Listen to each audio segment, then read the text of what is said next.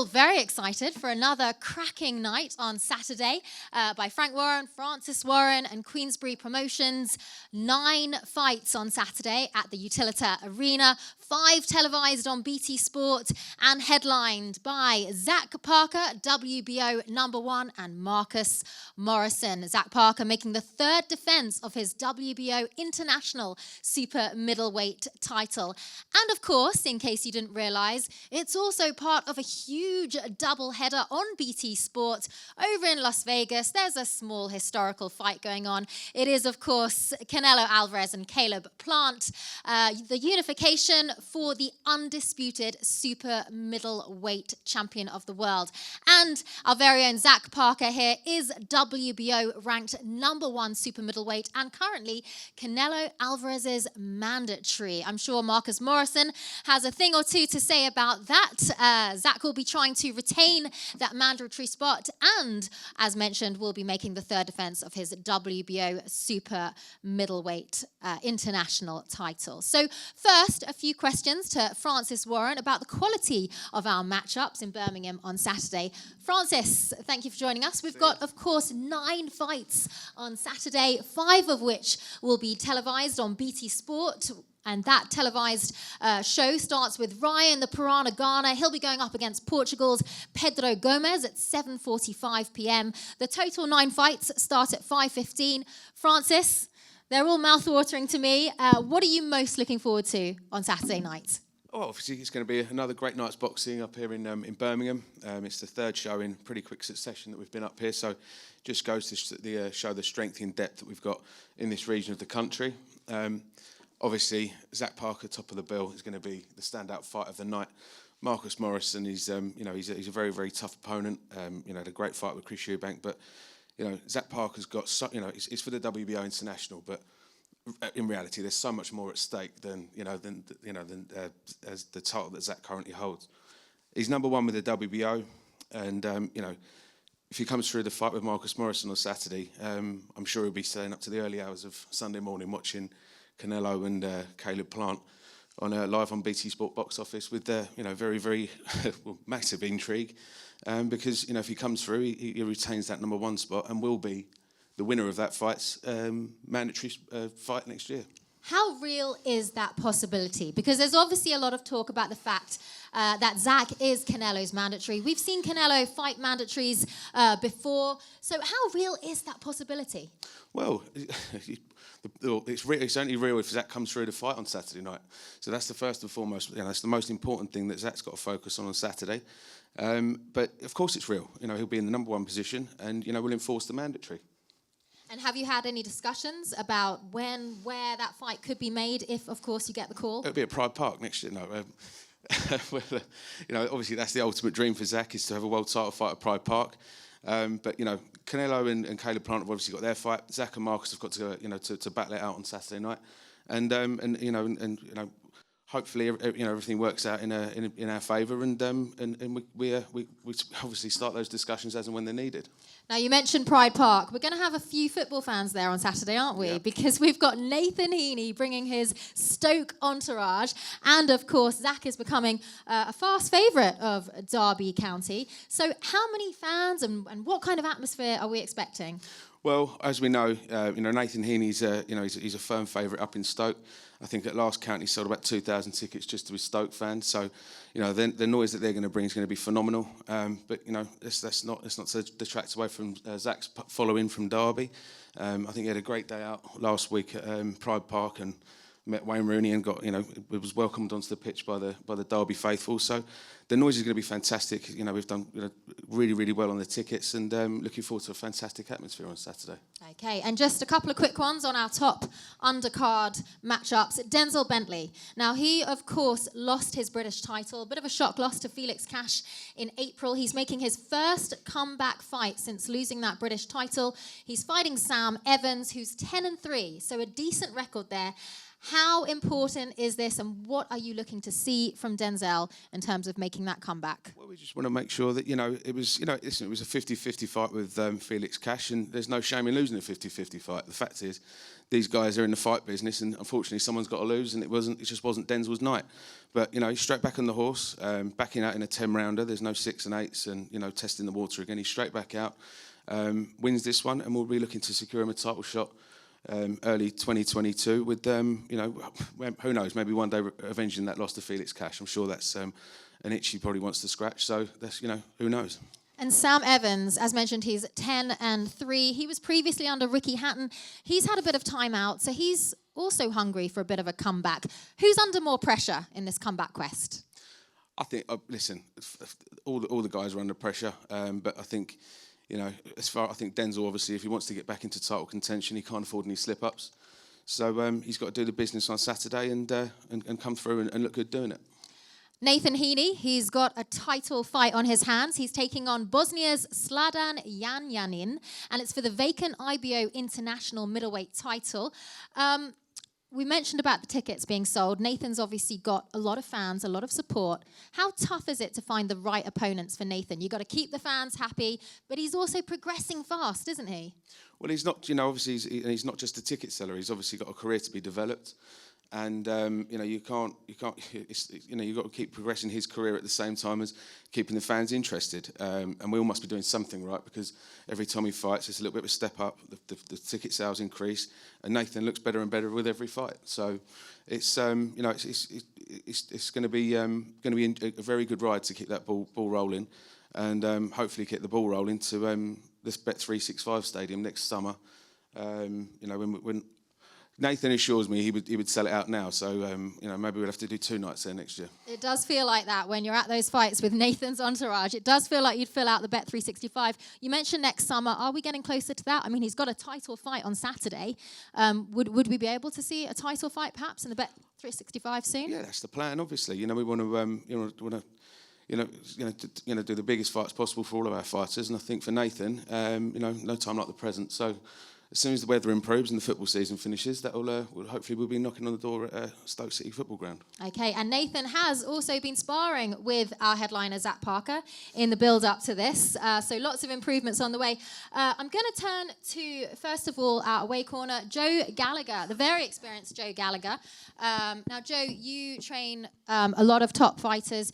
You train Callum Johnson, Charlie Edwards, Marcus Morrison here. It's a big task for him, Zach Parker. He had a loss earlier in this year to Chris Eubank Jr. He's had a win since then. Why was this the right fight to put him in for? Such a tough test so soon after the recent loss to Chris Eubank Jr. Listen, when the fight was put to us, we snapped it with both hands. I phoned Marcus and he said, yeah, definitely, let's do it. Obviously, Zach's in a great position, WBO, number 1, mandatory for the winner of the weekend. And you take away the headlines and you start going through his career, his record. And since Darryl Williams, which people thought was a controversial fight, he fought Murdoch, which was a good win. Murdoch come to fight well. Had moments in that fight, Murdoch as well. And Zach's gone a good run of form with stoppages of recently. So, yeah, there's a lot of noise and a lot of buzz about him. But I'm hugely confident in Marcus Morrison. Marcus, I think the term pro, similar age. Marcus 2014, Zach 2015. Zach's 21-0 now. Marcus is 24-4. So they're quite similar. I listen to the VT and saying light heavyweights. Listen, Marcus for years in the gymnasium has always been sparring the likes of Callum Smith, Jose Burton, Callum Johnson. So that's neither here nor there for us. It's just a huge opportunity. And like you say, there's no pressure on Marcus Morrison. He's going in it. As you hear everyone talking, they're talking about booking Pride Park and everything else next year. Well, you crack on with it. But afterwards, hopefully they've got the phone number for the Etihad, because I'm sure Marcus Morrison would like to have Canelo at the Etihad. So, yeah, listen, it's a live fight. If anyone thinks this is a walk in the park, they're in for a huge mistake. This is a very live fight. We're hugely confident in pulling up what people will see as an upset. Yeah, it's a good fight. We respect Zach Parker. He's good switch hitter, good variety of shots. Errol Johnson, Neil, done a good job with him. And it's got to be an entertaining fight. And you learn a lot about a boxer after they suffer a loss in terms of how they respond to that, how they come back from that. He went the full distance. He went 10 rounds with Chris Eubank Jr. and he's never been stopped. What are you hoping to see from him mentally as well as physically on Saturday night? Yeah, the Chris Eubank fight, even with that, everyone says, and you heard it at ringside, you could hear Eubank's sister shouting, "Come on, Chris, come on." And it's all right saying, yeah, we can go in, and I eased off, but they didn't. They felt the power, and that's why Chris didn't want to try and come in and take the stoppage. Marcus Morrison, listen, I'm usually confident with Marcus. He's had a few speed bumps in his career, but so does a lot of people. Too much emphasis is put on a no at times, and it's what you do in them with them defeats. And Marcus has learned from him, grown from him, and come back again. And like you say, his performance with Chris Eubank Jr. was good, and we're ready to go on and improve again on this fight as well. Now he's got the experience, the big stage, everything else, same as the Eubank fight. No pressure on him. It's down to Zach Parker to go out and show what you were all doing, getting behind him and deliver. And Marcus did say that he believes he had the power to knock out Chris Eubank Jr. He just didn't find that moment in the fight. Do you believe he's going to find that moment in this fight against Zach Parker? Like anything, this is what makes boxing so exciting. You're dealing with split-second timing, movement, just fractions. That's what you're dealing with in boxing, fractions. And listen, Marcus landed on young Eubank Jr. and it was enough for him to not decide to come in and try and finish the show. If Zach Parker leaves openings up that he has done in his last couple of fights, especially the Australian kid, Marcus will take advantage of them. But like I say, Zach Parker's got his game plan, and it's, as always in boxing, who delivers the game plan on the night. Neil Marsh, I'm sure you've got a few things to say about this. Marcus said that he thinks Zach has made a mistake choosing to fight him, that he's going to regret choosing this fight. Could Marcus Morrison be a potential banana skin for the precious mandatory spot that Zach holds? Every fight's a banana skin. So for Joe to think that we may have overlooked him is completely wrong. We've got a lot of respect for Joe and Marcus. I think it comes down to one thing. Boxing's about levels, and Zach Parker's a world-class boxer. I've been about him for 6 years now. I've had a big impact on developing him. And that's nothing against Marcus. I just believe Marcus is a British-level fighter. He's a very confident one. You know, he's had a good win in Italy. He's had a good performance against Chris Eubank. But we've been sounding out Chris Eubank because I think Zach Parker stops Chris Eubank in 4 or 5 rounds. So for us, Marcus brings a dangerous fight in many aspects because Zach's a huge prize. He's number one. So it could be a banana skin, but every fight's a banana skin. But, you know, I'm confident in my man because he's world level. We've seen some pretty fast knockouts from Zach Parker so far. Marcus has never been stopped. How important is it for you to see him stop Marcus, do a better job than Eubank did of getting him out early? I don't think that's relevant whatsoever. When we signed for Queensborough and I sat down with Frank, Zach wasn't in a good place, you know, inactivity, politics. And Frank said, "What do you need?" And I said, "We need to put a smile back on his face. We need a couple of tough opponents who got plenty of notice for the fights, not just 1 week, 2 weeks." And he come in and he destroyed them. And as much as Marcus is coming into this fight confident, this kid's getting better and he's happier and happier. And an happy fight is dangerous. And I do believe that Zach will stop Marcus on Saturday night. That's no disrespect whatsoever to Marcus and Joe. I've got a lot of respect for them. But I just believe that Zach's improving and he's in great form. And I just believe he's a level above. So is Saturday a message-sending fight for Zach Parker, sending a message to Chris Eubank Jr., to Canelo Alvarez, and to the top super middleweights in the world? And what message would you like him to be sending? I don't think it's a message. I just think that Zach might not have had the credit he deserves for some of the wins he's done, like Vaughan Alexander. But this is a good yardstick. This is a British fighter, what the British public know. And you go and stop Marcus Morrison, you've sent a statement anyway, but it's not important to us. It's getting through the fight, winning the fight, and going on to bigger things. And would you let him get in the ring with Canelo Alvarez if that opportunity came around in the coming months? 100%. And now we're with Frank and his team. I believe we've got the right promoter campaigning for us. Okay, well, I will turn first of all to Zach. Zach, Marcus thinks he has the power to knock you out. He just has to find that moment. What do you have to say to that? Yeah, obviously he's confident.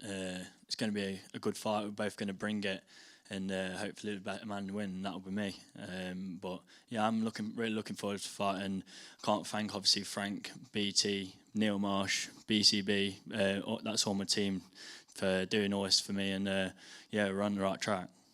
Okay, Marcus, I want to ask you.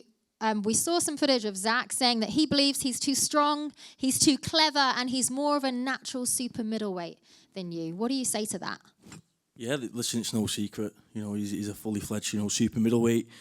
But listen, it was me that got the phone call. They come looking for me, and I'm a middleweight. But trust me when I say I can mix it with these super middleweights. Like Joe said before, for years I've been in with super middles, light heavies, and I'll hold my own, and you'll see Saturday night. He said that your best doesn't beat his best. Have we seen your best yet? No, I don't think you have seen my best, and I think like I said before, boxing can happen, but anything can happen in boxing, and I'm always in the fight.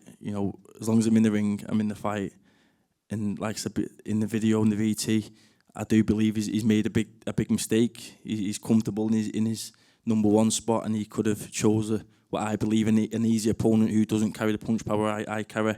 And listen, split second, I can end this fight. And I've heard you saying that you believe this is going to be more of a technical fight. Zach Parker's got 15 KOs from 21 fights. Why do you think this is going to be a technical one? What I said was I believe this is going to be a more technical fight than the Eubank fight. It was when it caught fireworks in the Eubank fight, it sort of went from there, and it was sort of big punches thrown from both sides and a bit of a slugfest. But I also said that I do believe Zach Parker is a more technically gifted boxer than Eubank, and I believe he'll use that to his advantage. But this fight is also going to catch fire, and there's going to be big shots traded, and when it comes to close quarters, I'm more than capable of holding my own. Zach, Marcus has never been stopped. Are you just looking to win this fight, or do you want to stop him? What's more important? It's just about getting a win. We're not going out to look for a stoppage. I'd rather have the rounds. My last two opponents have been, I stopped them early. So, yeah, I do need some rounds in. And, yeah, we're just going out to get the win. We're not looking for no stoppage. Marcus is going to be a tough opponent. And, I'm going to bring it with all I've got. Okay, and he did say that he had the power to knock Eubank Jr. out. He just didn't find the moment. What are you going to do? How are you going to make sure he does not find that moment against you either? You have a lot to protect in terms of your WBO ranking and your mandatory position. Yeah, obviously, he's a big puncher. He's got a lot of knockouts in his record. I've just got to do what I do, box and move. And then whenever I want to land a massive, like the big shots, I'll do it when I want to. And we'll see on Saturday night. Okay, one last one for you, Marcus. Zach does have, of course, a record for his one-punch power. Why do you think you can cope with that power, and what are you predicting? Joe, 1 minute. I've just sat here listening to you keep going on about his power. You're not recognising Marcus has 16 knockouts out of his 24 wins, and you keep addressing he's never been stopped. Neither has Zach. Zach's never been stopped. We're here with a chance of knocking this kid out, but you keep portraying the picture that this kid is here to get rolled over and get stopped. You're not giving no credit to his knockout power. Marcus has got 16 knockouts from 24 wins, just as Zach's from 15 to 21. The records are very similar, so I'd just like a bit more respect on Marcus Morrison. Oh, no, absolutely. And Marcus, do you have any words about what you're planning to do and what you predict might happen? Listen, boxing, anything can happen, and I'm looking forward to it. It's going to be a great fight, and being the best man winning. It could be a case of we meet in the middle of the ring and we trade. And listen, that'll suit me down to the ground. He's like you said before, he's a big, fully fledged super middleweight, and once we get close, I think anything can happen. And a battle of two punches, and I'm like I said before, I'm confident myself, and if I land, he'll go. Trust me. Okay, Zach, any last words? Just make sure you all tune in on Saturday. It's going to be a good fight, and I'm coming out to please all the fans, and I think it's going to be probably the fight of the night. Expect fireworks. Okay, well, it does look to be a very exciting fight on Saturday night that could go either way. Our fight night in total begins at 5:15 on Saturday. It goes live on BT Sport at 7:45 p.m. Tickets are still available on the Queensberry Promotions website. It's time now, I think, for a face-off.